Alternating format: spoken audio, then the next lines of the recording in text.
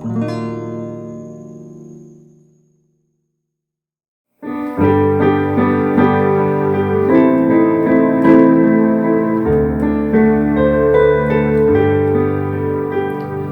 tua palavra é semente e tu és o semeador.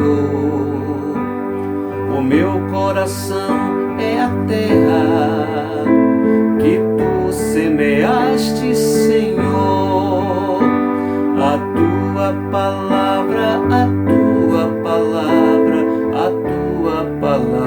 Senhor. A tua palavra, é amor.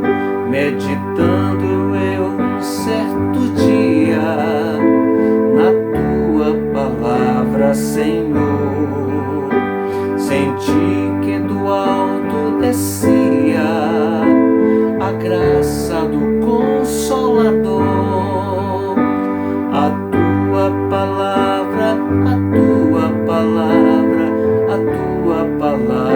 Senhor.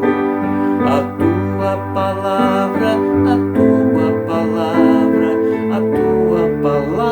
é amor.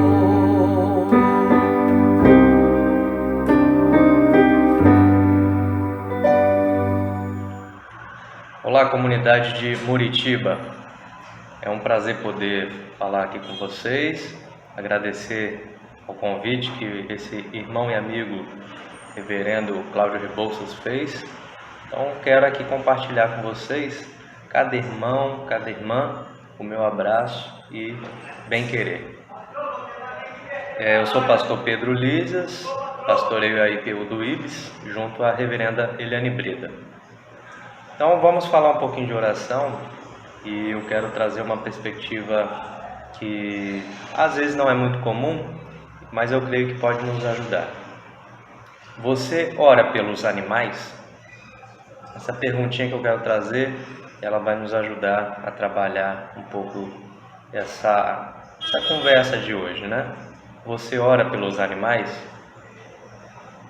Quando falamos de oração, é bem provável que a gente pense apenas nos humanos, né?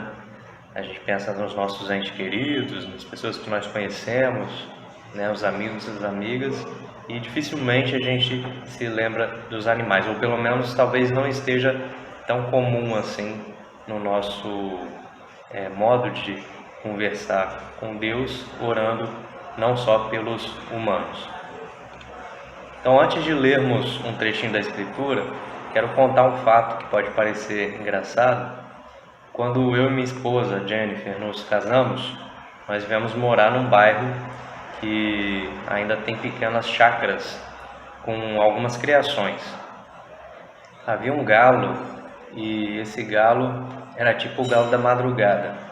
O bicho inventava de cantar às vezes 11 da noite ou então no meio da madrugada por volta de 3 da manhã, e às vezes eu tinha bastante dificuldade de dormir, né? Então eu nunca vi um galo que fosse tão comprometido em me atrapalhar a dormir, e eu reclamei bastante desse galo, né?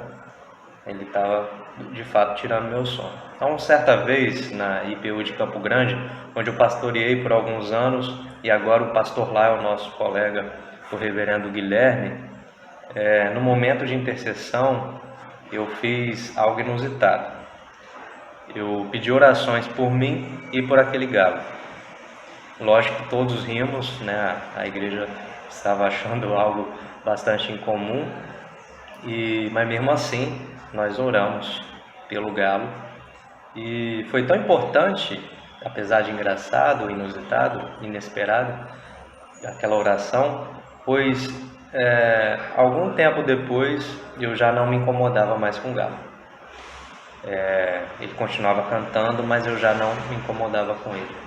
Eu não posso afirmar que fim depois levou o galo, né? Eu não tenho ouvido mais ele cantar, não sei se por causa do costume ou se foi feito dado algum outro destino a ele. Mas o que eu entendo é que aquela oração fez muito bem. Então agora nós vamos ler o Salmo 148. Eu não sei se vocês já prestaram atenção como que ele traz a importância da presença, né, dos animais nessa experiência de contato, de encontro com Deus. Então diz assim o Salmo: Aleluia! Todos que estão nos céus, louvem o Senhor Deus nas alturas. Louvem o Senhor todos os seus anjos. Todas as estrelas brilhantes louvem a Deus. Que o mais alto céu o louve, e também as águas que estão acima do céu. Que todos eles louvem o Senhor, pois Ele deu uma ordem, e eles foram criados. Ele mandou e foram firmados para sempre nos seus lugares. Eles não podem desobedecer. Louve o Senhor tudo que existe na terra, monstros do mar e todas as profundezas do oceano. Louvem o Senhor relâmpagos e chuva de pedra, neve e nuvens, e ventos fortes que obedecem à sua ordem. Louve o Senhor colinas e montanhas, florestas e árvores que dão frutas. Louvem o Senhor todos os animais, mansos e selvagens. Louvem o Senhor passarinhos e animais que se arrastam pelo chão. Louvem o Senhor reis e todos os povos, governantes e todas as outras autoridades.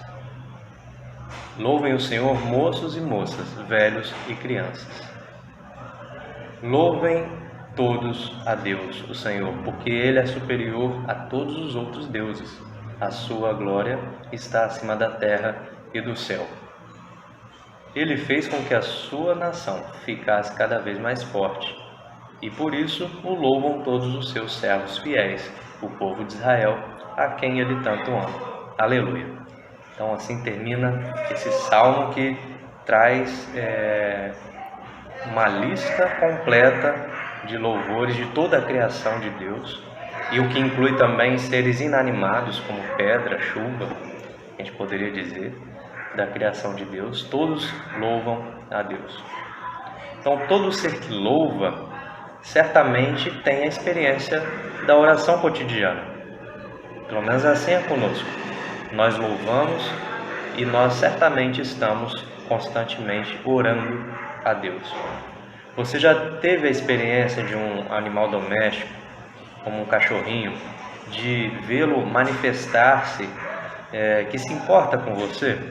Você já teve a experiência de perceber, ou alguém falar, ou você ver, né, um animalzinho doméstico que demonstra se importar, te amar, né, ter esse carinho com você? Nós sabemos que sim, né, inclusive eles retribuem amor. Os pássaros livres também se manifestam dessa forma. Quando a gente disponibiliza, por exemplo, um pratinho ou uma bacia com água num dia quente, e eles vão ali se banhar com muita alegria. Não sei se vocês já perceberam como é uma manifestação de gratidão, né, pela pessoa que disponibiliza algo que faz bem, né? Então a gente percebe isso. E eu quero terminar falando um pouco sobre a experiência de oração de um certo cristão chamado Albert Schweitzer, um teólogo, organista, filósofo e médico alemão. Ele teve grande atuação na África, né, após toda uma trajetória ligada aí à música, né, e à teologia, e depois ele se forma médico para atuar na África, ajudar as pessoas. E quem descreve a espiritualidade desse homem é ninguém menos que Rubem Alves. Então só por aí nós já sabemos que é uma experiência de espiritualidade que certamente vai nos ajudar, nos influenciar e nos inspirar. Então Rubem Alves diz assim: é um homem grande, 1,90 m de altura, obviamente um homem forte. Seus cabelos castanhos já estão grisalhos. Um veadinho se esfrega nele pedindo carinho, e a sua mão grande deixa a caneta sobre a mesa e delicadamente agrada o bichinho. Lá fora, os crocodilos algumas vezes dormem com as suas enormes mandíbulas abertas. E há hipopótamos, os pelicanos, a vegetação impenetrável que se reflete nas águas barrentas do rio. a aparência de um homem solidamente plantado nesse mundo. Mas não é verdade. Seu coração e sua cabeça se movem de acordo com uma lógica estranha de um outro mundo que só ele vê. Ele nasceu em 1875 numa aldeia da Alsácia, região da Alemanha, filho de um pastor protestante. Desde muito cedo ficou claro que ele era diferente. Sua sensibilidade para a música chegava à dor. Ele mesmo conta que a primeira vez que ouviu duas vozes cantando em dueto, ele era muito pequeno ainda, teve de se encostar na parede para não cair. Outra vez, ouvindo pela primeira vez um conjunto de metais, ele quase desmaiou por excesso de prazer. Com 5 anos começou a tocar piano, mas logo se apaixonou pelo órgão de tubos da igreja na qual seu pai era pastor. Aos 9 anos já era o organista oficial da igreja e tocava para os serviços religiosos. Sentimento amoroso idêntico lhe provocavam os animais. Ele relata que, mesmo antes de ir para a escola, lhe era incompreensível o fato de que as orações da noite, que sua mãe orava com ele, apenas os seres humanos fossem mencionados. Assim, quando a minha mãe terminava as orações e me beijava, eu orava silenciosamente uma oração que compus para todas as criaturas vivas. Ó Pai Celeste, protege e abençoa todas as coisas que vivem, guarda-as do mal e faz com que elas repousem em paz. Ele conta de um incidente acontecido quando ele tinha 7 ou 8 anos de idade. Um amigo mais velho lhe ensinou a fazer estilingues, por pura brincadeira, mas chegou um momento terrível. O amigo convidou a ir para o bosque matar alguns pássaros. Pequeno, sem jeito de dizer não, ele foi. Chegaram a uma árvore ainda sem folhas, onde pássaros estavam cantando. Então o amigo parou, pôs uma pedra no estilingue e assim ele se preparou para o tiro. Aterrorizado, ele não tinha coragem de fazer nada. Mas nesse momento, os sinos da igreja começaram a tocar e ele se encheu de coragem e espantou os pássaros. Seu amor pelas coisas vivas não era apenas amor pelos animais. Ele sabia que por vezes era preciso que coisas vivas fossem mortas para que outros vivessem. Por exemplo, para que as vacas vivessem, os fazendeiros tinham que cortar a relva florida com ceifadeiras.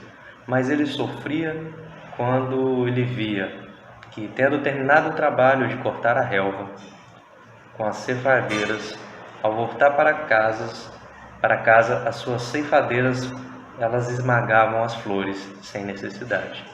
Também as flores têm o direito de viver. Então eu extraí esse pequeno trecho desse relato a respeito desse teólogo, organista, esse homem que amava os animais, para que a gente se arrisque a colocar na nossa experiência de oração, a oração pelos animais, a oração pela vida que não é só humana, que a gente se sensibilizasse. Então eu convido a você fazer uma experiência nova, de repente, se você ainda não tem essa experiência. Caso você tenha um animal ou conhece alguém que tem um animalzinho, comece a orar por ele, às vezes também se aproximando, tendo contato e orando. A oraçãozinha curta, como o nosso querido relato ali do Rubem Alves sobre o Albert Schweitzer, você orar pelas criaturinhas, para você ter a experiência de espiritualidade, onde isso transforma a sua vida. Tenho certeza que será uma experiência nova que vai te enriquecer muito. Espero que essa pequena reflexão ela possa ajudar a abrir as possibilidades das nossas experiências de espiritualidade, que possamos crescer junto à criação de Deus, pois todos os seres, todas as criaturas e tudo que há louva a Deus. Um grande abraço, que Deus assim abençoe a todos e todas. Senhor, fazer instrumento de vossa paz, onde houver ódio que eu leve o amor, onde houver ofensa que eu leve o perdão, onde houver discórdia que eu leve a união, onde houver dúvida que eu leve a fé, onde houver erro que eu leve a verdade, onde houver desespero que eu leve a esperança, onde houver tristeza que eu leve a alegria, onde houver trevas que eu leve a luz. Ó Mestre, fazei com que eu procure mais consolar que ser consolado, compreender que ser compreendido, amar que ser amado, pois é dando que se recebe, e é perdoando que se é perdoado, e é morrendo que se vive para a vida eterna. Ó Mestre, fazer com que eu procure mais consolar que ser consolado, compreender que ser compreendido, amar que ser amado, pois é dando que se recebe, e é perdoando que se é perdoado, e é morrendo que se vive para